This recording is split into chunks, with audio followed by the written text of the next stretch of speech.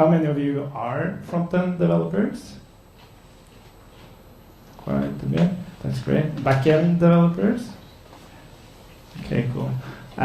It's quite technical, so I hope that for you who are not developers at all, you're probably not going to understand anything.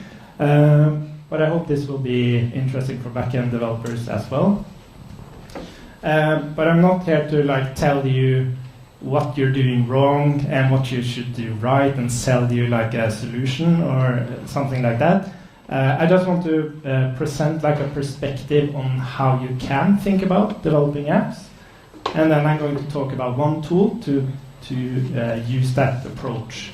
So that's going to be the backdrop. It's this new tool called Overmind, which was released last week. But this is what we're talking about, the approach of developing app where you don't think about the UI. It's an implementation detail. So I'm going to have an introduction first of Overmind, which is theoretical, and I hope it's okay. And then we're going to go into some coding, which I hope will be fun. My name is Christian Alfoni. As you know, I said, I spend a lot of time with open source, actually too much. I have to do more consulting. I build a lot of libraries. I share everything. Some of it is good. Some of it is not that good. One of the rather good things was a state management library called Cerebral, which is quite old, actually, over 3 years old. I also created a state management library for Flutter, if anyone has heard of that, and also Overmind. I'm on a podcast in Trondheim called Bart Joddes. Has anyone heard of Bart Joddes? Yeah. I joined quite recently, but I promised to mention it. And I also have this service called boilproject.io, but I think I'm the only person who uses that service. But it's open source if you want to take a look at it. And I also work quite a bit on Code Sandbox, if you've heard of that solution. Yeah. And generally just share stuff. I create videos every week if I can, which I share, so you can kind of watch that and then maybe buy me a coffee because I do open source and stuff. But that's not required. It's not behind a coffee paywall or anything like that. Okay, sorry, I just have to make sure this doesn't become a pain. Okay, as web engineers, we do basically two different things. We create some state, we manage that state, and then we consume that state to produce a UI and a user experience. And we have done this for ages, but it has changed a lot over the years. There are different types of solutions for managing state, and there are different types of solutions to create UIs. But there is a general trend here, and that is complexity. We create insanely more complex stuff now than we did just a few years ago, both in terms of state management and also in terms of creating complex UIs. So what do we do as developers when we have overwhelming complexity? We separate our concerns. And this is a little bit difficult today, actually, because we have this concept of a component, which is awesome, but you literally, in React, you literally, with hooks, you define some state at the top of the function, and then you return some UI at the bottom of the function. So it gets harder to do a big, clear separation of these two things. So because of this presentation being UI as an implementation detail, we're actually not going to think about React or components or UIs at all. But we're still going to build an application. So the tool we're going to use for that, and this is one tool. You can use other tools for this as well. And that is Overmind. And what you kind of have to think about is that Overmind actually is your application now. We don't have a UI, it's an implementation detail, so Overmind becomes your application. So I'm going to talk a little bit about how Overmind works, what it is, where you put it, how it manages state, defines its state, how it detects changes in that state, because that's important. So when you do implement a UI, it needs to know when things change. We need some logic to change the state and talk to the outside world. We need to derive state. I'll talk more about it. And then also typing. Do you use Typescript? Hands? Okay, cool. That's good. Okay. So what is Overmind? The building blocks of Overmind is state, effects, and actions. Like state is state. Effects is how Overmind talks to the outside world. And then you have actions, which is where you put all your logic to change the state, talk to the server, do whatever. And then what Overmind also does is detect these changes in the state and notifies any UI about these changes so they can optimally get into sync with the state. What it also does is organize your project. So it organizes it into domains. So you can have different domains in your application with state, actions, and effects. And what we try to do is do all this stuff without like using an actual API. You just use JavaScript, and then you get all this functionality. So where do you put it? Of course, you have to put it outside the components. So the state you put inside Overmind, that is your application.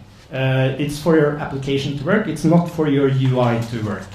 But that doesn't mean you don't need local component state. I'm not here to say that that's a bad idea, because it's an awesome idea.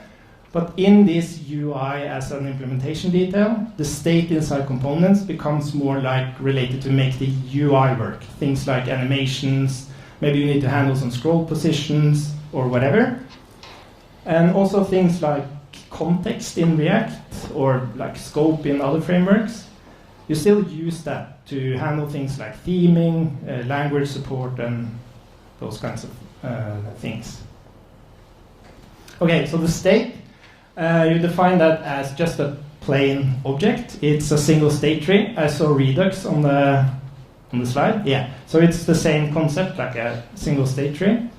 What's really nice about having just a single state tree as an object is that you can choose to have serializable state, which means that you can choose only strings, numbers, booleans, and stuff, so that you can move this state from the server to the client, from the client to the server. You can put it in local storage, and you can do pretty much whatever you want with it. And we're using the mutation API of JavaScript. We're not depending on immutability like Redux. And that is because JavaScript doesn't have immutability. So if you want to use like true immutability, you need to have an API, and we didn't want to use an API, and we wanted to depend on what we have here. And I completely understand like this mutation is the root of all evil, but we're not like doing random mutations here. You have to think about this state tree as an API. This is it is like a API. So when you do these mutations, they're completely controlled. And most important of all is that the state is reactive. So when you actually do a change like that, it notifies the system. So if anything is looking at state.foo, it will know about it. Unlike like low-level mutation is evil. Yeah. So how do we actually detect these changes when we can't depend on immutability or like reference checking? We use something called Proxy. Have you heard of Proxy? It's a JavaScript feature. It's rather new. But the way this works is that we pass the state of your application into Overmind, and Overmind uses a project called Proxy State Tree, which we also built. And it wraps your state in a proxy. So when you start accessing stuff here, it lazily creates proxies. And then it kind of like gives every value an address. So for example, the Bob there has the state.user.name. That's its address. Meaning that when you access something, either to mutate it or to just track it because you looked at it in a component, we can send that information to a development tool. So you see exactly what you're looking at and what you're changing. Also, this proxy state tree has two different modes. It has a mutation mode and a tracking mode. So when you do state changes inside your actions, it's in mutation mode, which means that you are allowed to make those mutations, and it will notify the UI about those changes.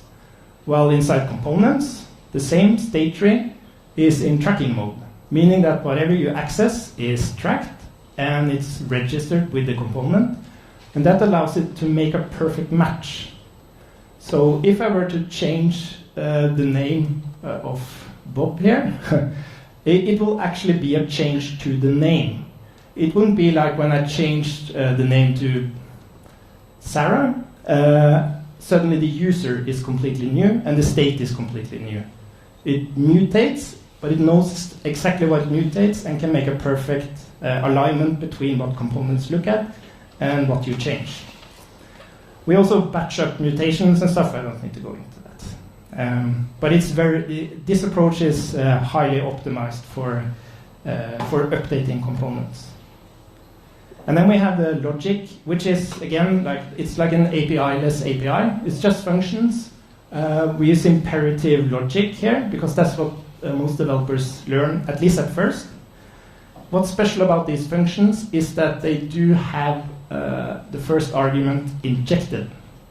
So if any action you define has access to the state, the effects, and the actions of the application. And when that action is called, you can give it a payload, and you can also access that payload when it runs. There's no isolation on state, effects, and actions. Any action looking at that looks at it from the top. So even though we put these in different domains, you can always access everything.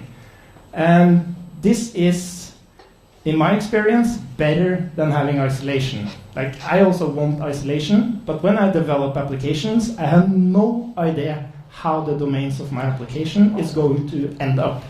It takes a lot of time to figure that out. So we decided to make that a discipline instead. So if you want to make these beautiful little boxes of domains with their own action, state, and effects, that's something you have to do as a developer.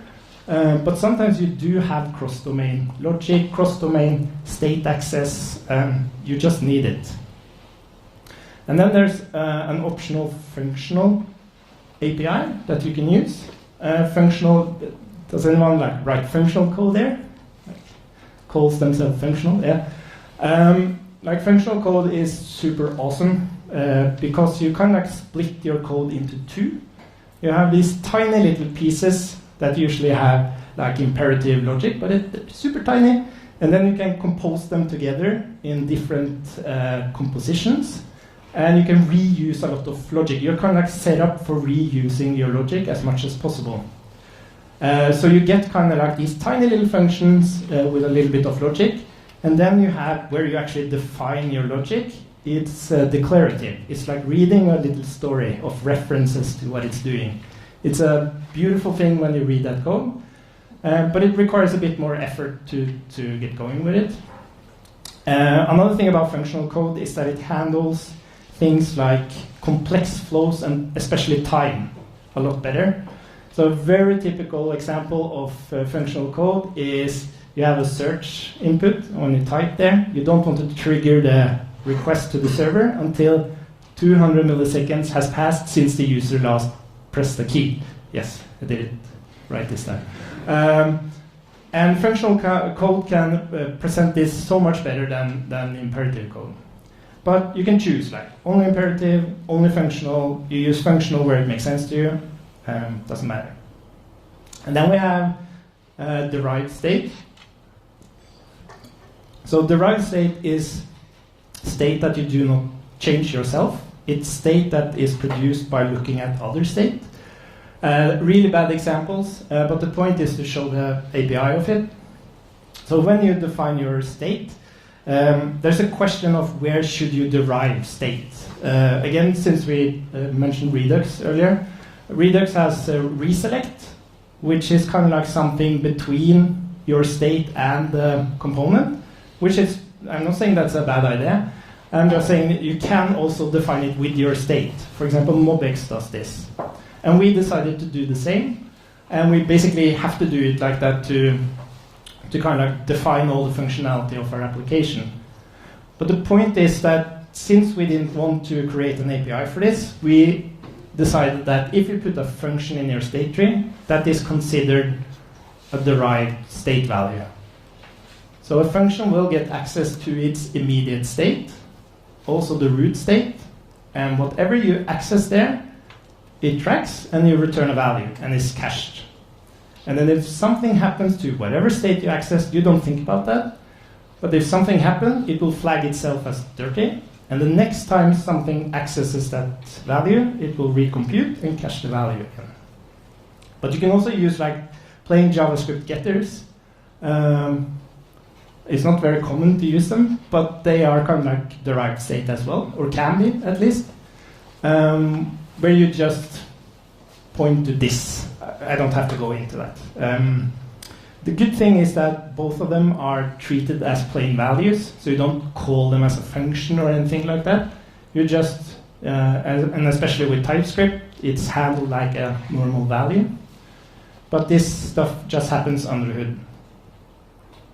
Okay, so last thing before we eventually do some coding, it's the typing. And there, I was really surprised. Like we wanted this to work really well with TypeScript from the get-go, and that's kind of like one of the biggest problems with the current tools today is that this came as an afterthought, and it had to because TypeScript suddenly became very popular. And there are so many ways to do this. So one thing we didn't want to do was to like import something from the library. We didn't want an API. We just wanted functions. So what we had to decide is that do we do our typing on the left side of the assignment or the right side? Which seems really weird, but this is like a discussion between developers, also in the React world, where some developers prefer to do their typing on the left side and some developers prefer to do their typing on the right side. For me, it makes most sense to me that when I consume an API, I define a variable, I tell TypeScript what do I expect that variable to contain, and then when I start writing my code on the right side of the assignment, TypeScript helps me to put the right thing into the variable. Well, if I only type on the right side, I'm just telling TypeScript what this is. So you're not kind of getting that feeling of TypeScript helping you. Sometimes it just gets in your way because TypeScript misinterprets something and you define it correct, but then TypeScript says you're wrong, and you say, now, okay, any. And then you're done. And we didn't want that experience here. So we do the typing on the left side.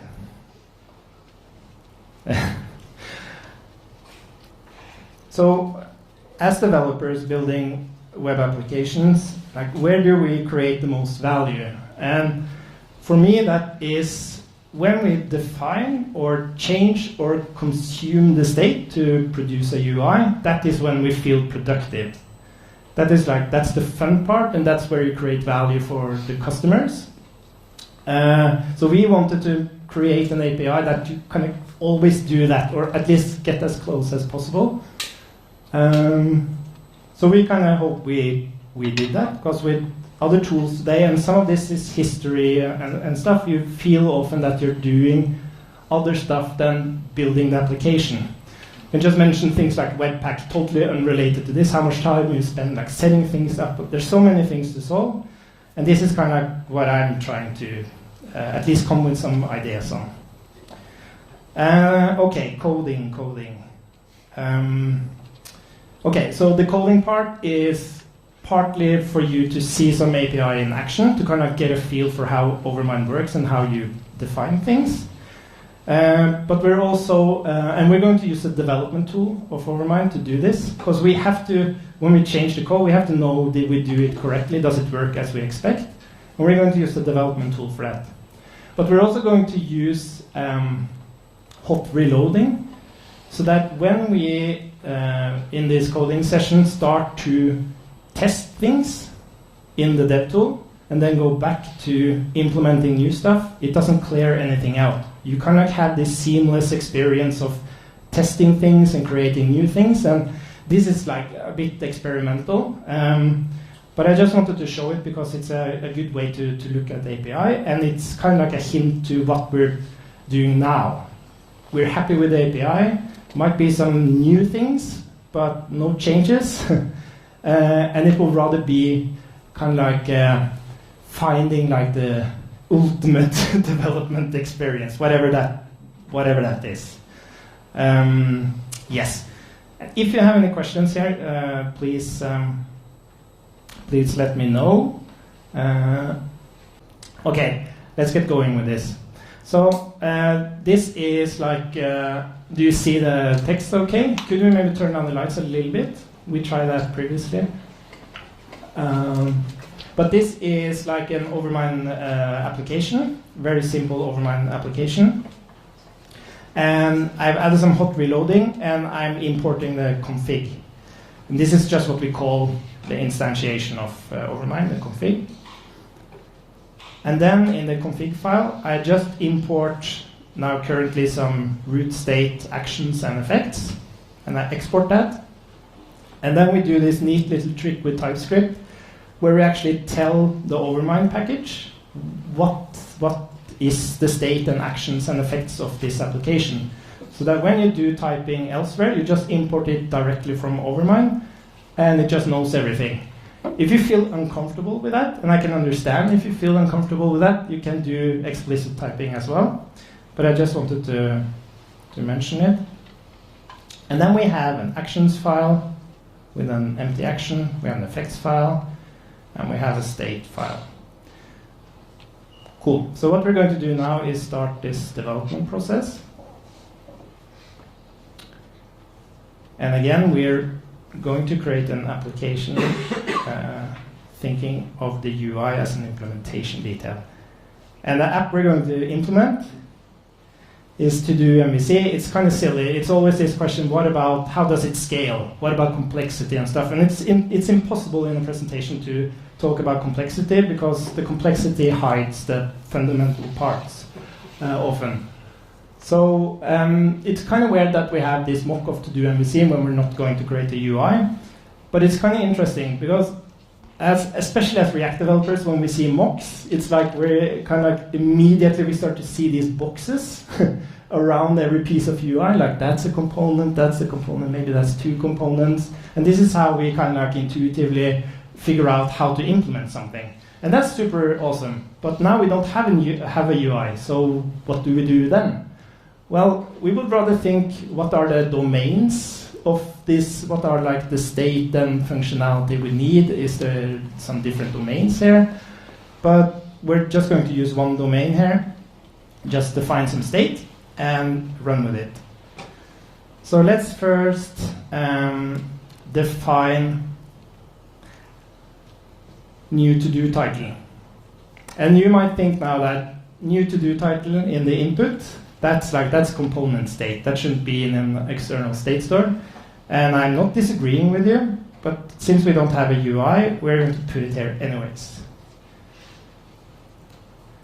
So we'll type it out, and then new to-do title, and it's empty. And then it pops up immediately in the DevTools.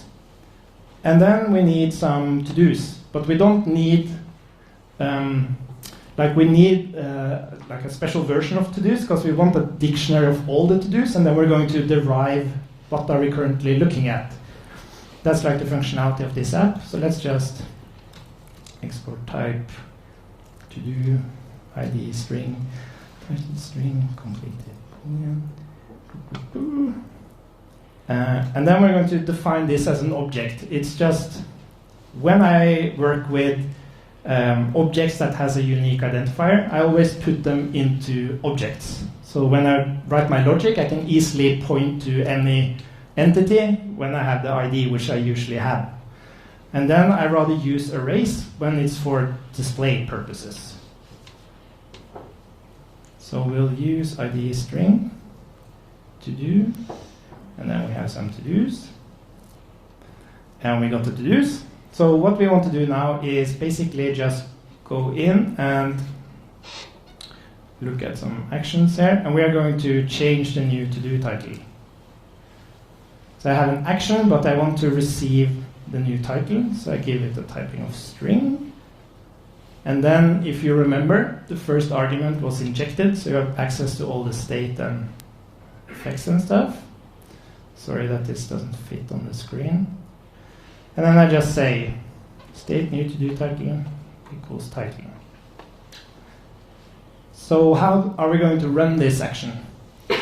Well, you can go to Actions, and you can run it. My to-do. And what the development tool gives you is an explanation of all the mutations. If we did some effects here, like talk to some outside API, it will list that as well.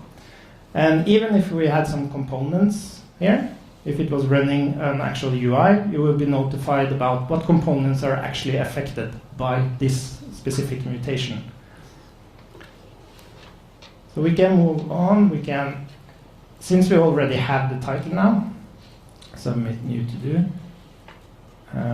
We can just create that to do, and we'll need an ID for it. So we'll just use date, and then we're going to say state to do's ID, and we'll just create one ID title. We take it from the new to do title and completed is false. And now you will see why it can be a benefit to put your input state inside your external state store, because now I'm free to put this emptying of the new to do title with my other logic. Another scenario might have been that you wanted to put all the text in local storage as the user is typing, so if they refresh, they still have the same text. You would have to implement that in the component itself, having a relationship with the local storage. But if you kept it inside your state store, you would kind of remove that responsibility from the component. And if you were to run your app in a different environment, or you would change out your UI layer, it will still work the same way. So let's save that, and let's run the action. So when I run this now, we can see that we have a new to do here, and we emptied out the new to do title, and we have a to do. So let's move on and do something a bit more interesting. Let's do some derived state. So what we want here is we want a list of the current to-dos. And to do that, we need a filter. And that filter should either be all, active, and completed. And then we're going to say all. And then we want to derive. Let's say this first. Current to-dos. Derive state to do like this. And as I mentioned, you can just import derive from right from Overmind. It knows about the typing. We have the state. So we'll say object values state to-dos. We want to filter them. I've done this a couple of times. I don't normally type this fast. I promise. And if I did type that fast, that wouldn't make me a good developer either. So, what are we doing? Filter. If it's all, we return true, because we want all of them. If the filter is active and the to-do we're looking at is not completed, return true. And if the filter is completed and to-do is completed, we want to return true. And if that's not the case, we return false. So now we got our derived state, and it already understood that you have a to-do in there, because we're looking at all. But if we were to change this to completed, for example, then there's nothing, and then blah, blah, blah, completed, true.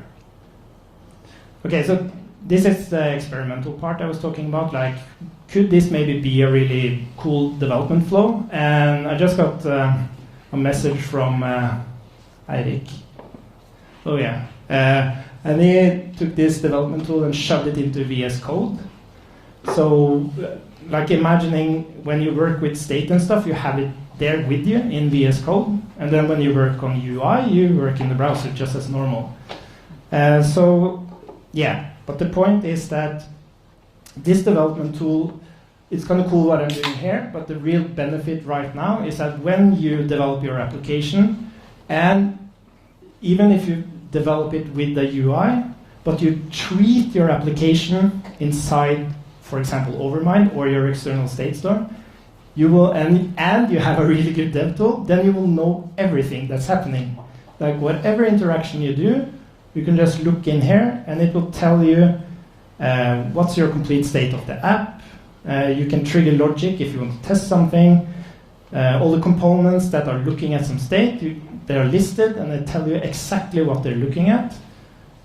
And if you want like a chronological order of changes, you can do that as well. You can take a look at that. And yeah, I wanted to show you some more, but I'm way, way over. So thanks for your patience. But as I said, Overmind was released last week. And if you have this cringy feeling with whatever state management tool you're using now, and you just want to do the stuff without worrying about, because the argument is like, yeah, what about maintainability and scalability and all these things? I think we can achieve that without having to do too much boilerplating, too much of our own typing constantly. And Overmind is a project that tries to reach for that, that developer experience. So I think I should just end there, and thank you so much for listening.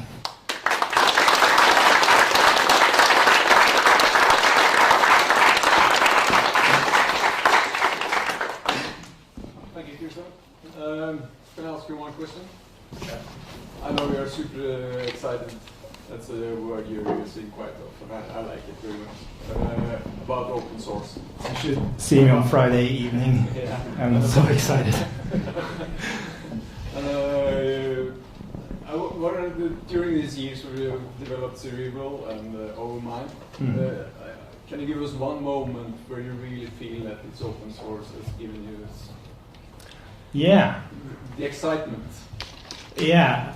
I have two examples, one very positive and one which is a little bit sad. But I remember when we met, like these are completely random people around the world. One guy from Russia, another guy from the States, from Germany and Switzerland, and we just met in Vienna and had like, it's so weird that there are these people doing their own thing and they meet in this project, never met each other, go to Vienna for a weekend to do some hacking, and you get in and you talk about everything else than coding. You have some small coding sessions, but you talk about everything else. And it's really interesting how similar we are. Like we kind of know this, like that everyone is the same, but actually feeling it, meeting people from completely different cultures, and see how well we go along as long as we have like one thing in common. It's pretty amazing. I should have started with the sad one. I'll actually drop the sad ones. We'll stop on an upbeat. Thank you very much. Yeah, sure. It's time for more beer and more eating. Give